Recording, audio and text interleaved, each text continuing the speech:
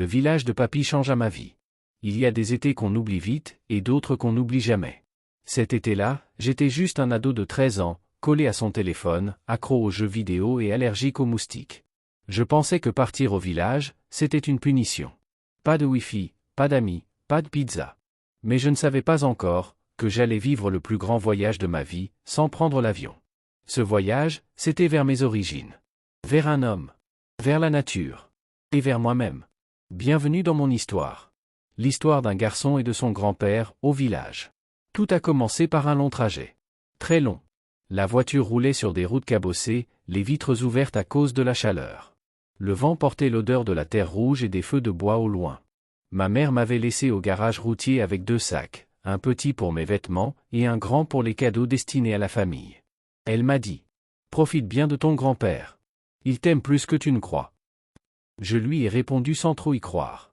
Moi, je voulais juste rentrer vite à Dakar. Après des heures de voyage, le car s'est arrêté. J'ai sauté dans la poussière du village de Cambay. Et là, au bout du chemin, je l'ai vu. Papy Mamadou.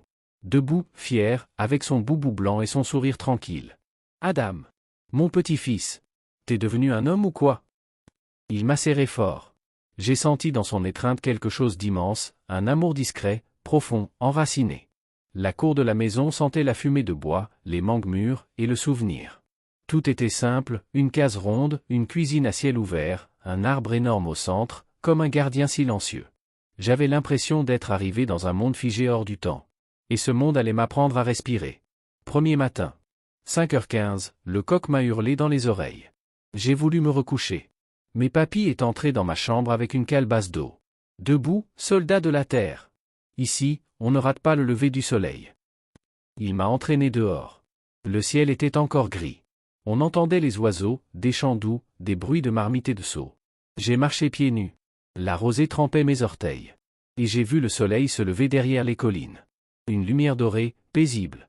Papy a dit : « Le soleil est comme un vieil ami. Il te réchauffe si tu le salues chaque matin. » Après ça, on est allé au champ. Je ne savais rien faire. J'avais du mal à porter une daba, je peinais à suivre. Mais il m'a appris. Il me montrait comment parler doucement aux animaux, comment sentir la pluie arriver à l'odeur du vent. La terre ne triche pas. Si tu l'aimes, elle te le rend. Je ne comprenais pas tout, mais j'écoutais. Je commençais à ressentir. Petit à petit, j'ai laissé tomber mon téléphone. Je m'asseyais sous les arbres. Je regardais les fourmis construire leur monde. Et surtout, j'apprenais à me taire. Le soir, on s'asseyait autour du feu. Papy posait son vieux bâton devant lui, et le ciel s'illuminait d'étoiles. Il racontait des histoires. Des vrais. Des mythes. Des souvenirs. Il parlait des lions et des chasseurs.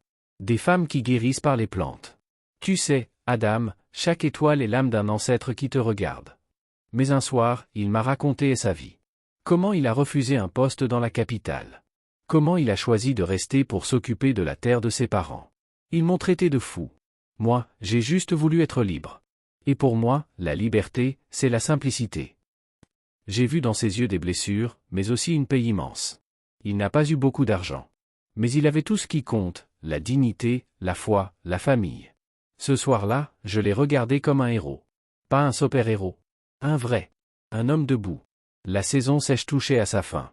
Un après-midi, les nuages sont arrivés. Le vent s'est levé. Et puis, sans prévenir, la pluie. Papy a couru dehors. Adam, viens. C'est la première. Il a ouvert les bras. Il riait sous l'eau comme un enfant. Et moi, je l'ai rejoint. La pluie tombait fort. Elle battait le sol, lavait les feuilles, coulait sur nos visages. On chantait. On dansait. On criait. C'était plus qu'une pluie. C'était une renaissance. J'ai senti qu'un poids invisible quittait mon corps. Comme si cette eau emportait mes jugements, ma fierté, ma peur d'être différent. Ce jour-là, j'ai compris que je n'étais pas seulement un enfant de la ville. J'étais aussi fils de cette terre. Les vacances ont passé. Trop vite. Le matin du départ, tout était silencieux. Même les coqs semblaient tristes. Papy m'a aidé à fermer ma valise. Il m'a donné une boîte en bois. Dedans, il y a des graines de néré. Plante-les chez toi. Même dans un pot. Pour te rappeler d'où tu viens. Il ne m'a pas fait de grands discours.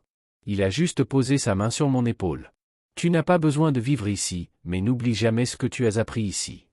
Le car est parti. Je regardais par la fenêtre. Le village disparaissait, mais il s'imprimait en moi.